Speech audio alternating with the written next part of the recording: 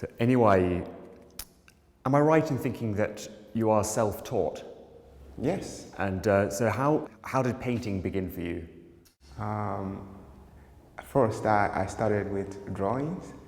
I really got interested in drawings, and I got charcoal pencils, graphite pencils, and I started making portraits, And over time, I thought there's something more. I needed some colors, but before that, I was actually scared of colors. And I would get physically exhausted when I'm mixing colors. And then I had a friend who introduced me to a book by Betty Adams. It's a book on color theory and mixing. And I read that like overnight. And the next day I started, putting into practice what I read. And after like a week, I decided to make my very first painting. I said to myself, go big or go home. And I made a large painting. I think it was like 5 feet by 5 feet painting. And it's for me to make any kind of mistakes I want to make and learn anything I can learn through that. And that was the beginning for me. In your works, there's a kind of dreaminess, some of it created by these kind of inserted frames. So you've got these kind of split realities in the work. What's the relationship between observation and imagination? From the start, I've always been interested in spaces. My first solo exhibition was titled The Politics of Shared Spaces.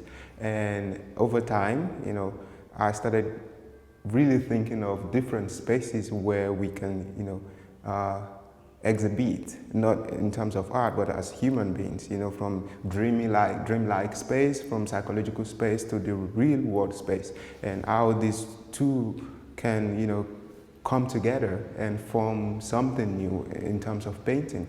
I also think of the idea of figuration, of abstraction, and bringing these two languages of painting together. And also thinking of how do I bring the dream world and the real world together and create this new language, new ways of viewing art. Yeah. And for the frame-like things, I think it's also from the idea that I studied engineering. You'd always have this precision when it comes to engineering. Math is all about getting the right answers. And when I think about painting, I was at a point stuck with the idea of making a perfect painting. And then I thought to myself, there's always freedom. How do you show that freedom in this painting? That also brings me back to the idea of bringing two worlds together. My background with engineering, which is also about precision, and painting, which is about freedom. And here in this painting, you would see all these straight lines. And when you look at this, it's about the messiness of painting, the drippings. There's no direction in this. It's just to show that this is here. So it's bringing these two worlds together, these two elements together. And I've always been interested in bringing or bridging two worlds together. There's a kind of in-betweenness that opens up. Does that speak to, would you say, to a social or political aspect of your work as well? Yes. Everyone at this point is right in between. We are in between who we are, what we've experienced, and the future we are hoping for. We are always in between. But whether socially, politically, everyone right now is in between, because we are looking back at the past, how things has been, and we are hoping for a better future, whether personally or as a collective. We are always in between. And how would you say this relates? You touched on it already when you described the combination between a kind of messiness and then the sharp line. How does this, could you elaborate a bit more on how this in-between space is created through your process, your painting process? I'm very much in love with image making. I like to take a lot of pictures of friends and family, basically. And in my process, I try to not base everything on this image and allow my imagination to come into play. So that's the basis of it all. It starts with having an image to work with, and then while I make the paintings, the imagination part of creating comes into play. And some things are very experimental, and it takes like 2-3 days. I come back to it, and if it fits into what the general idea of what I want the paintings to be, then it's I leave it and try to go from there. This is titled Echoes of Repetition, and in this painting I bring different elements in contrasting words together.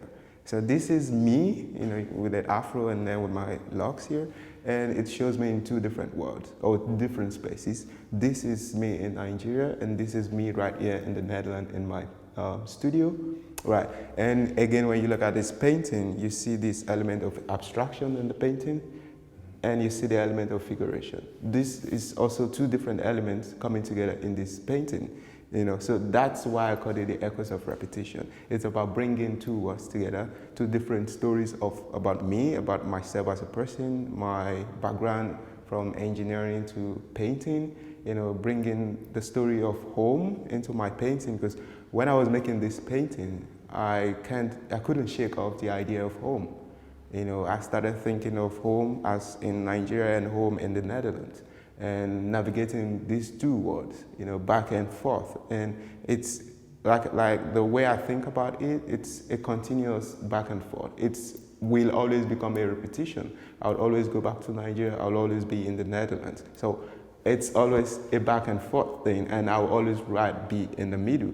And when you look at the painting, this is a chair for the audience to also be a part of this back and forth repetition. Because there's a table before the audience, there's a table before me, and we are always right in between something. And the audience, the painting right in between them and me, and I also right in between this table with books and the other word in the background.